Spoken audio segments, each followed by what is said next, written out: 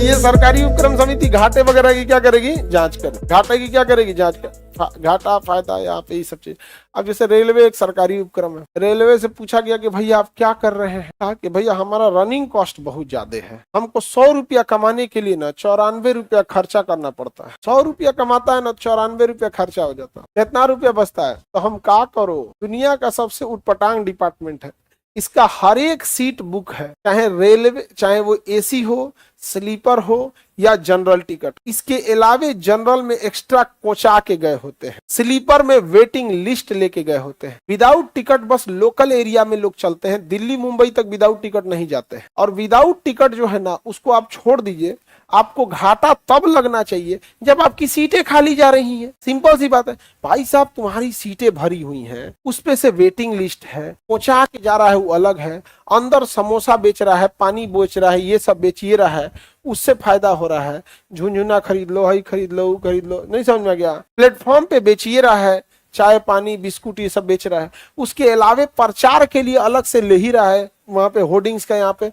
फिर सोच रहा तुमको घाटा कैसे लगा? अब क्या बच गया है? मुजरा कराना, नहीं समझा गया? अब उसपे ऑर्केस्ट्रा कराएगा प्लेटफॉर्म पे ताकि पैसा आए। अब क्या बचा है? जहां जहां से कमा सकता था वहां से कमाया है, फिर भी तुमको अगर पैसा नहीं आया तो तुम भाग यहाँ से, नहीं समझे? मालगाड़ी में तो कोई वही नहीं होता विदाउट टिकट, उसमें कौन चीज रसीद कटाइए, उसमें मोहर लगेगा तब जाएगा, नहीं तो आपको मिल भी नहीं करेगा। उसमें थोड़ी होता हमारा 2 बोरा पहुंचा दीजिए, पूरा का पूरा डिब्बे बुक होता है। और विदाउट टिकट तब घाटा का बात होता जब आपकी सीटें खाली होती और कोई विदाउट टिकट लेके घुस गया, सीट खाली नहीं है, ओवर बुक है, छठ की छुट्टी में लोग आएंगे, घर दिखेगा 8 आदमी तो बाथरूमों में ऐसे घुस के बैठा रहता है। अरे बाप बाप, हाँ ट्रेन का उसमें लिखा रहेगा बैठने के लिए 70 और घुसा रहेगा 700। अब मोटरसाइकिल पे 2 गो की जगह 3 गो बैठा दो तो चालान काट देगा, और ट्रेनों पे चालान काट देना चाहिए। क्या है भैया तुम इतना आदमी को लेके जा रहे हो? उसके बाद भी ये हाल है इन सबों का। कुछ नहीं, हवाई जहाज का तुम डिसाइड करते हो कि कौन सी सीट चाहिए। जब हवाई जहाज का टिकट खरीदते हैं ना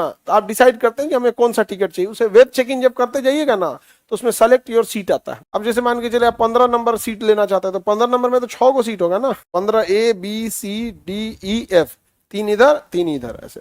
और अगर बड़ी जहाज है तो 9 सीट हो गए।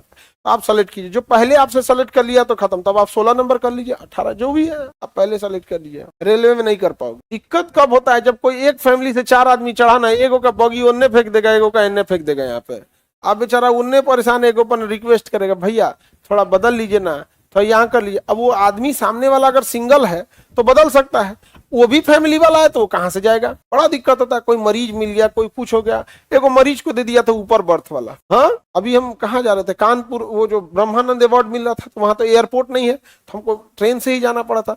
तो उसी में देखे थे एक आदमी को, मुझे को मरीज था, लोग उठा के लाया था, वो चल भी नहीं पा रहे थे ठीक से। उनका बर्थ दिया था जानते हो कौन? अपर अपर। हम लोग का दिया था बाबा आप बैठ जाओ यहाँ, ऊपर ही चल जाते। वैसे भी हम बिना बतैले ऊपर बैठे थे, हम सोच रहे थे कहीं हमको आगे कोई उठाए, मतलब ऊपर जाके शांति से सो गए थे। तो वो मरीज आए थे तो कह रहे थे कि ये कौन सोए हैं भाई साहब जो हमारे साथ थे लोग, हम ये वाला सीट वाले ले।